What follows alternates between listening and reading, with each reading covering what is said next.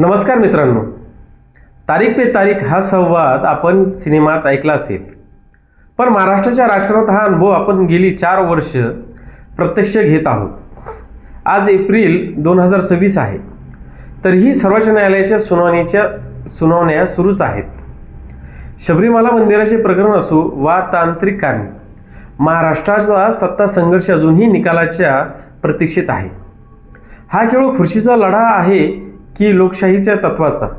चला आज या प्रकरणाचे सोप्या भाषेत विश्लेषण करूया. या संकटाची सुरुवात 2022 मध्ये शिवसेनेतील फुटीनंतर झाली, जेव्हा एकनाथ शिंदे यांनी बंडखोरी गटात नेतृत्व केलं आणि उद्धव ठाकरे यांच्या पक्षावरील नियंत्रणाला आव्हान दिलं. ऑक्टोबर 2022 मध्ये निवडणूक आयोगाने शिवसेनेचे धनुष्यबाण चिन्ह गोठवलं आणि अंतिम निर्णय होईपर्यंत दोन्ही गटांना शिवसेना हे नाव वापरण्याची मनाई केली. आयोगाचा उद्देश होता दोन्ही गटांना समान पातळीवर ठेवणे आणि येणाऱ्या पोटनिवडणुकीमध्ये निवडणुकीची निष्पक्षता राखणे. इथूनच हा वाद प्रचंड राजकीयदृष्ट्या संवेदनशील झाला. हे चिन्ह केवळ एक लोगो नव्हते, ते पक्षाच्या ओळखीचे कायदेशीर आणि भावनिक वारसाही हक्क होते. भारतीय राजकारणात विशेषतः ग्रामीण मतदारामध्ये निवडणूक चिन्ह बहुतेक वेळा उमेदवाराच्या चेहऱ्यापेक्षा अधिक महत्त्वाचे असते. त्यामुळे शिवसेना प्रकरण हे त्या वास्तवाचे सर्वात मोठे उदाहरण ठरले. हा संपूर्ण वाद 2 प्रमुख मुद्द्याभोवती फिरतो. पहिला मुद्दा म्हणजे विधिमंडळ बहुमत, म्हणजेच ज्याच्याकडे निवडून आलेल्या आमदारांची संख्या जास्त त्याचाच पक्ष. निवडणूक आयोगाने या आधारावर निर्णय दिला. आणि दुसरा मुद्दा म्हणजे पक्ष संघटना. ठाकरे गटाचं म्हणणं आहे की केवळ निवडून आलेले प्रतिनिधी म्हणजे पक्ष नाही. ज्याने पक्षाची स्थापना केली आणि ज्याच्याकडे संघटनेचे नियंत्रण आहे तोच मूळ पक्ष असतो. संविधानाच्या अँटी डिफेक्शन लॉनुसार पक्षांतर बंदी कायदा काय सांगतो?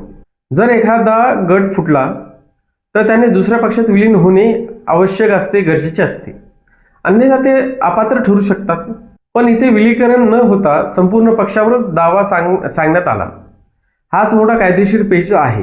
हे प्रकरण महत्त्वाचं आहे कारण भारतामध्ये राजकीय सत्ता फक्त विधानसभेत संख्येवर ठरत नाही, ती संघटनात्मक सातत्य, ओळख आणि दशकापासून उभ्या राहिलेल्या ब्रँड्स कायदेशीर मालकीवरही ठरते. जो पक्षाचा चिन्ह नियंत्रित करतो तो बहुतेक वेळा पक्षाची कथा, उमेदवार निवड आणि मतदारांची स्मृती नियंत्रित करतो. म्हणून शिवसेना वाद इतका संवेदनशील आणि महत्त्वाचा राहिला आहे. हा विषय निवडणूक आयोगाच्या निर्णयावर संपला नाही.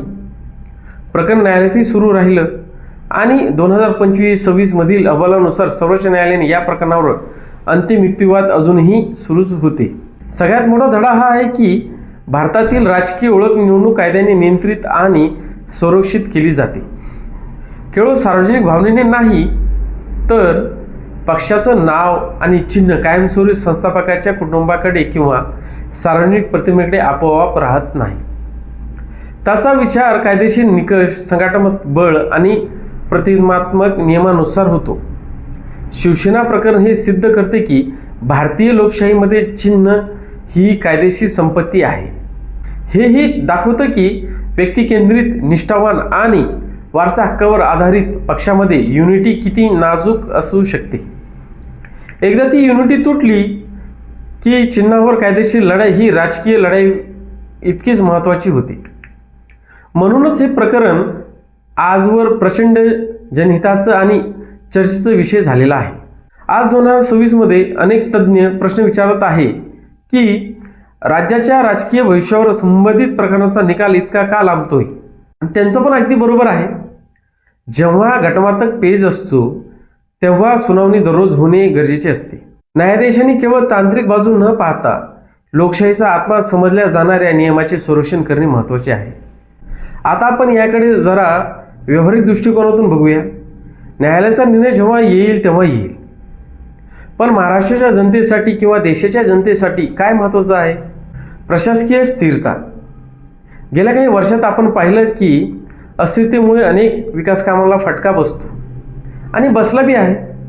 विधानसभा अध्यक्षांनी जो निकाल दिला तो सध्याच्या लोकप्रतिनिधींच्या बहुमतावर आधारित आहे. लोकशाहीत बहुमत हे जनमताचे प्रतिबिंब असते.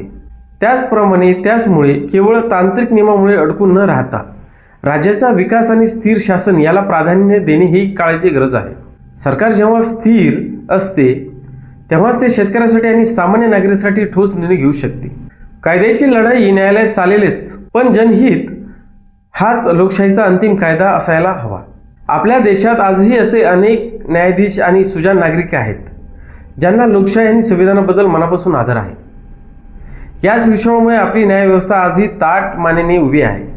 कोर्टाचे कामकाज अधिक सोपे आणि पारदर्शक करण्यासाठी आपण अनुभवी आणि निवृत्त न्यायाधीशांचा ज्ञानाचा उपयोग करून घ्यायला हवा, जेणेकरून कोणत्याही महत्त्वाच्या केसचा निकाल आधी लावायचा याचे एक सुसूत्र नियोजन तयार होईल.